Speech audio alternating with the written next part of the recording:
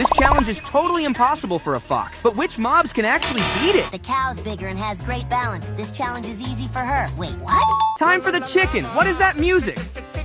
Ugh, that totally ruined my focus. The witch knows a secret trick. I'd call it magic, and yep, she made it through! Look, nerd, your dad wants to try too. He thinks just because he's got horns, he'll win. The bunny is tiny, fast, and jumps super high. If the cow made it, he will too. Wait, fall damage? Magma Cube's like a bunny, but tankier, so no fall damage, right? Seriously? Come on, little doggo, show them you can make it to the end. I did The it! villager might not know magic, but he's super smart to come up with a plan. Easy. Enderman's not even fair. Just teleport at the right time. Wait, I missed? Let a Blaze try. He's got this cool super jump move. Whoa, almost. I know this one's winning.